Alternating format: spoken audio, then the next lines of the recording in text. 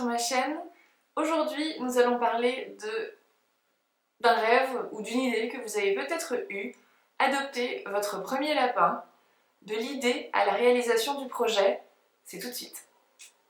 Alors, je tiens à me présenter, je m'appelle Anne-Catherine, je vis en couple avec un humain, mais je suis également propriétaire de 8 lapins et 2 chats. Donc nous formons une tribu assez imposante, assez atypique, mais pour autant je vais essayer d'étayer mes propos en vous donnant des exemples de ma propre expérience qui n'est que ma propre expérience. Mais en tout cas j'espère que cette vidéo vous sera utile et qu'elle pourra vous apporter des éléments de compréhension et vous aider dans votre projet d'adopter votre lapin. Ce sera une série donc de 8 vidéos, 8 lapins, qui va parler d'adoption, des différents modes d'adoption, mais également de la cohabitation entre les lapins entre eux et entre deux espèces qui sont les lapins et les chats, partie qui me concerne. Voilà, je ne parlerai pas d'expériences que je n'ai pas proprement vécues sur cette chaîne, donc j'espère que ça vous apportera des petits plus, des choses à essayer. En tout cas, n'hésitez pas à interagir en commentaire, à me laisser vos avis, vos expériences. Cette chaîne est vraiment faite pour que nous puissions communiquer ensemble, avancer ensemble sur toutes les questions qu'on peut se poser par rapport à nos petites boules de poils. Voilà, c'est le but de cette série de 8 vidéos. Alors on démarre tout de suite avec un grand conseil que j'aimerais vous donner. Si vous n'y connaissez absolument rien mais que l'envie vous guette, ce n'est absolument pas grave, au contraire, gardez cette envie avec vous.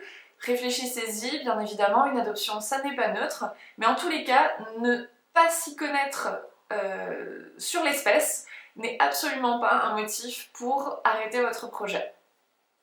Alors je vais vous parler de ma propre expérience évidemment, donc j'ai adopté un premier lapin le 15 mai 2021 qui s'appelle Sasuke. Ensuite, la deuxième chose que j'ai assez rapidement faite, c'est commander donc sur un site en ligne un livre, il n'y en a pas 36 non plus dans la littérature lapinesque, mais un livre pour comprendre comment fonctionne un lapin dans la nature. Oui, dans la nature. J'ai bien dit ça, oui. Parce que, évidemment, si on s'en tient à ce que proposent les animaleries, on se doute que c'est pas très éthique. Effectivement, le lapin en cage avec un petit bout de sel et un biberon, ça me paraissait quand même pas être quelque chose de très naturel, mais pour autant, je ne savais absolument pas comment vivait un lapin dans la nature. Et pour ça, j'ai trouvé un super livre qui m'a permis vraiment, je pense que c'est... Il évoque énormément de choses, mais ce qui m'a le plus été utile, c'est de vraiment comprendre le fonctionnement du lapin, son comportement verbal et non verbal, et la vie dans une garenne, dans la nature, et comment j'allais pouvoir adapter cela chez moi, dans mon appartement, avec mon premier bout de chou qui débarquait à la maison. Donc ce livre, je vous le montre, c'est Comprendre et éduquer son lapin. Voilà, vous le retrouverez sur internet assez facilement, il est imagé, il est très bien écrit, il est facile à lire, il est compartimenté en petits chapitres, donc vous pouvez aller et venir en fonction de vos besoins tout simplement et des questionnements que vous avez sur votre lapin que vous venez d'adopter. Donc voilà, c'est un livre que je vous conseille, moi il m'a aidé et je vous dis vraiment pour comprendre comment fonctionne le lapin à l'état naturel. Une autre chose que j'ai pu faire très rapidement à l'arrivée de Sasuke, c'est me rapprocher d'associations et de refuges, tout simplement pour obtenir des conseils. Donc j'ai appelé les associations, j'ai expliqué que je venais d'adopter mon premier lapin et j'ai voilà, obtenu des conseils de personnes qui avaient une expérience plus importante que la mienne, qui avaient des années et des années d'expérience lapin derrière elles. Oui, Raphaël, 3 fois. Et ça m'a beaucoup aidé, ça m'a permis de faire des rencontres et de mieux aussi avoir des conseils, on va dire, personnalisés par rapport à ce qui m'arrivait à l'instant T. Ce que vous ne trouverez pas forcément sur un site internet. Si vous avez votre lapin qui a un comportement X, ça va être assez compliqué parfois de trouver sur une recherche Google tout simplement la bonne réponse à votre question et rien ne vaut l'expérience d'autres personnes qui ont des lapins à la maison. De ce fait, je suis assez rapidement devenue bénévole d'associations, donc de plusieurs associations, et effectivement, ces rencontres-là m'ont énormément apporté, et je tiens à remercier toutes les associations qui m'ont fait confiance et qui m'ont permis de grandir dans l'univers du lapin. Et puis, bien évidemment, je n'ai pas arrêté le bénévolat, et même si j'ai peu de temps, j'essaie de me rendre disponible pour une association actuellement, donc l'aventure continue et l'apprentissage c'est tous les jours. Et de toute façon dans la vie vous apprendrez sur tous les sujets jusqu'à la fin de votre vie. Donc j'ai envie de vous dire, bannissez les personnes qui pensent tout savoir. Voilà. J'en viens à mon point que je pense essentiel, c'est vous n'y connaissez rien, vous avez envie. Pour moi les qualités principales pour adopter un lapin, c'est bien évidemment être une personne sérieuse, c'est bien évidemment en avoir très très envie, parce qu'un lapin a une espérance de vie d'à peu près 10 ans, 12 ans pour certains, donc c'est quand même un compagnon qui va vous suivre sur une bonne partie de votre vie, et que vous allez suivre sur énormément de temps, donc ça c'est très très important. Mais par contre, fuyez les personnes qui pensent tout savoir, qu'elles connaissent le monde du lapin depuis 4 ans ou 30 ans. On ne sait jamais tout sur le monde du lapin. Donc fuyez les personnes qui vont peut-être vous couper l'envie d'adopter parce que vous avez l'impression que c'est compliqué, que ça demande énormément de connaissances. Alors oui, mais vous apprendrez en faisant, et vous apprendrez de votre propre lapin, et votre propre lapin ne ressemble en rien au lapin des autres, et ne présentera pas les mêmes signes, n'aura pas le même comportement. Donc c'est l'expérience qui va vraiment faire que vous allez grandir et que vous allez mieux comprendre votre lapin.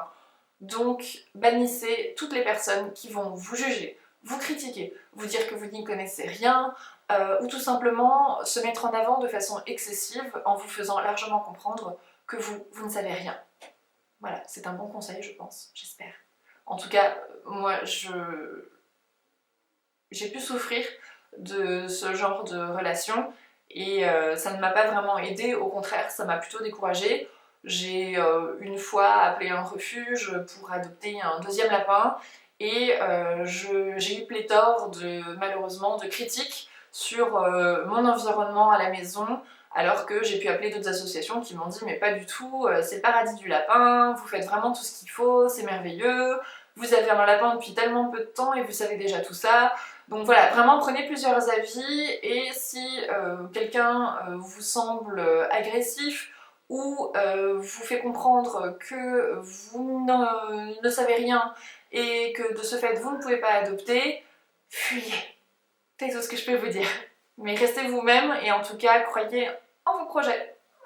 Ensuite, je me suis tournée vers Facebook, comme je pense le font beaucoup de gens. Il y a des groupes donc, de propriétaires de lapins qui échangent. Alors, je dirais Facebook, c'est un petit peu comme tous les réseaux sociaux, mais je l'ai plus ressenti sur Facebook, et encore une fois, c'est mon expérience personnelle, ça n'est pas une vérité, la vérité n'existe pas, mais dans mon cas, effectivement, Facebook ne m'a pas plu, dans le sens où j'ai trouvé beaucoup de haters, c'est-à-dire de gens qui ne cherchent pas spécialement à comprendre les personnes qui publient des posts et qui posent des questions, ou qui publient des vidéos en demandant pourquoi mon lapin fait ça, mais beaucoup de personnes bien pensantes, sachantes, qui justement, comment dire, critiquent tout simplement la personne, la fusillent, et quand vous avez une cinquantaine de commentaires en moins de 30 minutes qui vous disent que tout ce que vous faites c'est mal, alors ça m'est pas arrivé à moi personnellement, mais j'ai pu voir des personnes qui ont publié des vidéos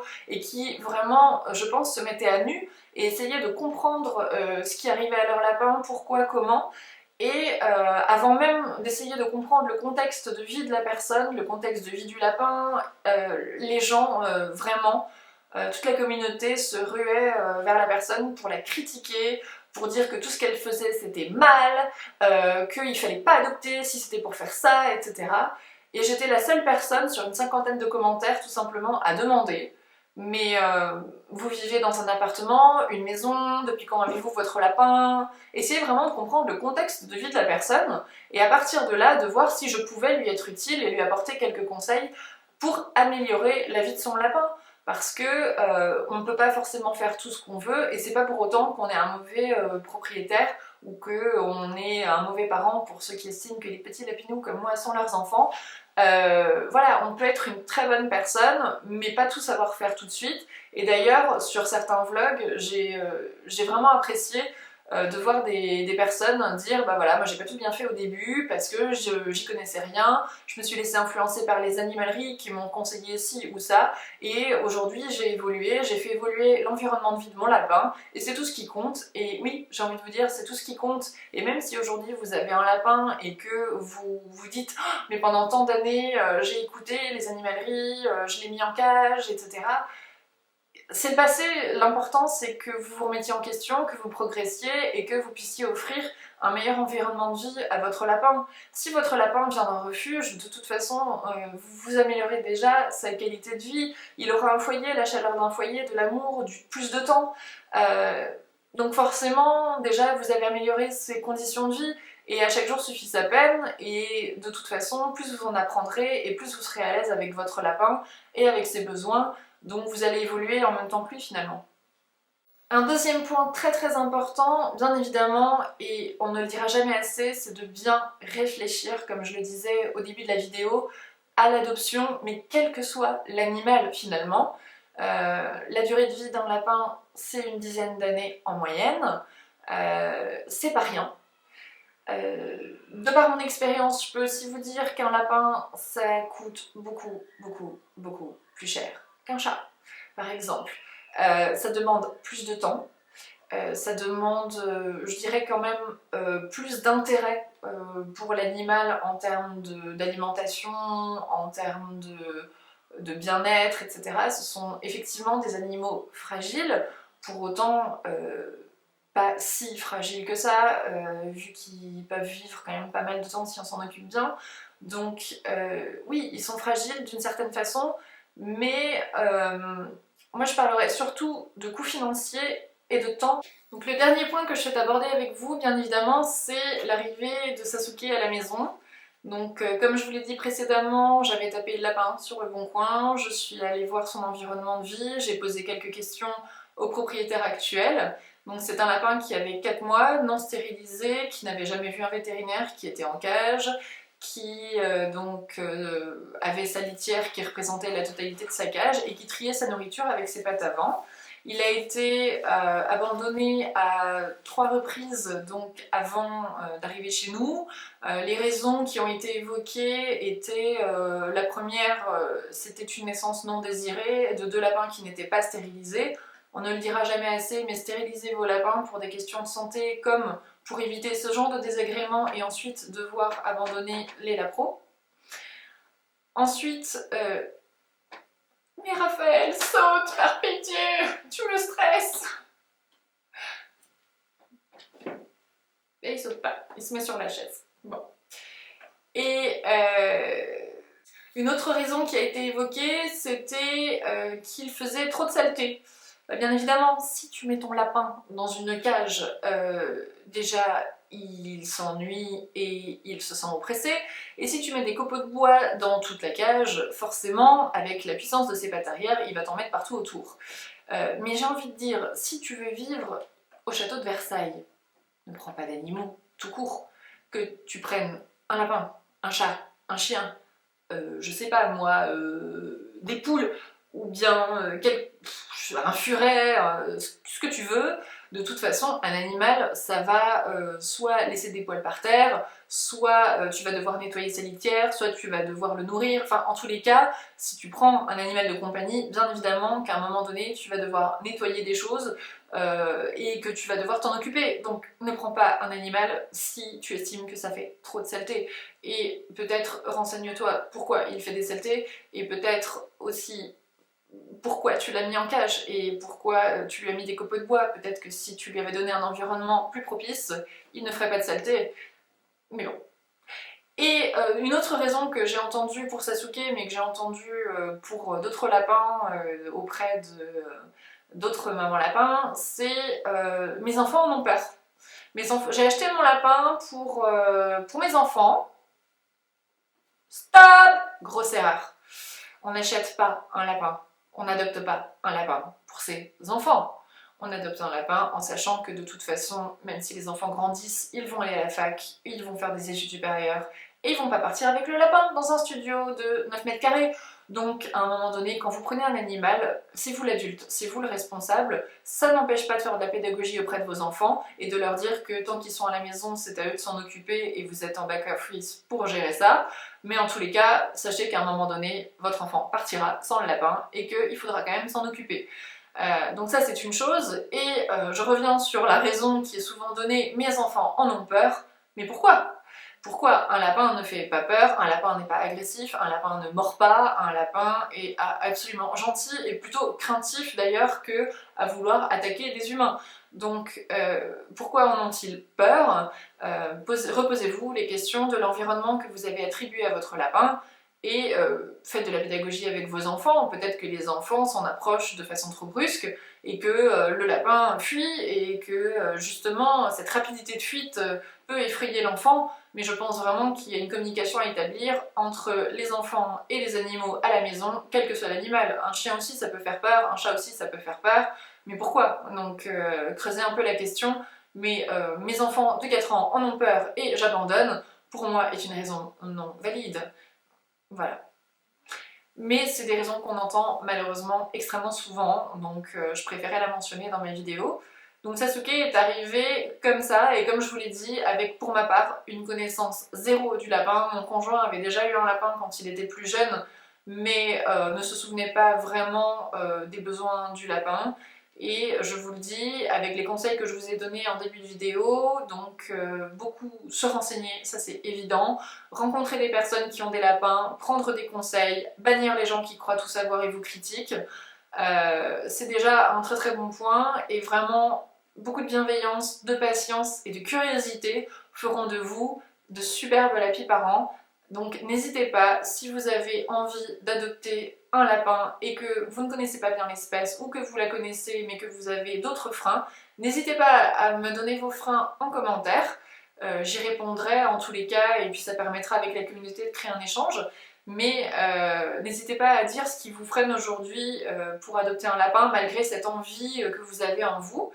Mais voilà, j'espère que ces quelques conseils vous auront aidé, et je vous dis à très bientôt pour une deuxième vidéo qui vous expliquera l'arrivée de mon second lapin à la maison. Et donc la série se poursuivra jusqu'à l'arrivée du 8e et dernier lapin, l'hôtel étant a priori maintenant complet pour des raisons de place, de finances, de temps. Voilà, un tas de bonnes raisons qui fait qu'à un moment donné il faut être raisonnable et connaître ses propres limites. Les miennes sont à 8, c'est déjà pas mal. Mais en tous les cas, voilà, je vous expliquerai la suite dans une seconde vidéo, et bien évidemment on parlera beaucoup cohabitation. Arriver d'un deuxième lapin veut dire rencontre, et ça c'est très intéressant, et je vous parlerai également de la cohabitation entre les lapins et les chats qui est vraiment aussi très intéressante. Je vous fais de gros bisous et je vous dis à très bientôt, bye bye. L'adoption et les premières semaines avec Sasuke sont très vite devenues une passion, et comme je le dis quasiment tous les jours, je suis tombée dans la marmite. Je suis une passionnée de lapins, alors que je ne connaissais vraiment pas ces petits êtres auparavant. Ils sont complexes, ils sont intéressants, ils sont pleins de surprises, et ils apportent énormément d'amour, et je pense qu'ils me rendent au centuple l'amour que je peux leur donner, même si je pense leur en donner beaucoup. Et voilà, c'est vraiment devenu une passion. Comme je vous dis, je fais du bénévolat depuis quasiment le début de l'aventure lapinesque. Et puis j'en apprends tous les jours, et je reste très humble. Les vidéos que je vous propose partent vraiment de mon expérience et de mes avis qui ne concernent bien évidemment que moi. Vous avez le droit de ne pas être d'accord avec ce que je dis, vous avez le droit de l'écrire en commentaire également, vous avez le droit de me poser des questions bien volontiers. J'apprends, et j'apprends de vous, j'apprends de tout le monde, donc vraiment n'hésitez pas. Et même si ça n'est pas la seule raison, mais Sasuke et les autres sont également devenus un projet professionnel, donc vers la naturopathie animalière, mais également humaine, hein, bien évidemment, puisque Sasuke n'est qu'une des raisons pour lesquelles je me tourne vers ce métier aujourd'hui, après 13 ans d'activité dans le milieu de la santé. Donc voilà, vous voyez, l'adoption d'un lapin peut changer une vie, attention à vous. N'hésitez pas à laisser un pouce si vous avez apprécié cette vidéo et à vous abonner à ma chaîne. Donc c'était ma première vidéo, je m'excuse grandement pour le son, j'investis dans un micro mais il n'est pas encore arrivé. Et pour avoir vu quelques conseils sur internet, il vaut mieux faire que attendre que ce soit parfait. Donc voilà, c'est une première vidéo qui vaut ce qu'elle vaut. J'espère que le contenu vous a semblé intéressant. Le son s'améliorera sur la seconde vidéo très rapidement. Et puis n'hésitez pas à vous abonner à ma chaîne pour suivre les épisodes suivants, donc des 7 autres adoptions et toutes les autres vidéos qui suivront et qui traiteront de bien des sujets tout autour du bien-être, qu'il soit animal ou humain, et de la naturopathie en général. Vous retrouverez également des interviews avec d'autres professionnels de santé et j'espère vous faire découvrir le monde du bien-être à ma façon. Je vous dis à très bientôt, bye bye. Et Raphaël, viens montrer ta petite tête, parce que quand même, chouchou, t'as fait du bruit pendant la vidéo. Alors déjà que le son est pas foufou, mais en plus t'as miaulé, t'as sauté. Alors, viens te présenter. Voilà, petit Raphaël. Oui, si vous êtes... On est assez nombreux à faire parler nos animaux, hein, donc voilà. Donc ça c'est Raphaël, et c'est donc lui qui n'a pas amélioré la qualité de mon son pendant toute la vidéo. Merci à vous. De rien. Oui, il a un petit accent anglais quand il parle.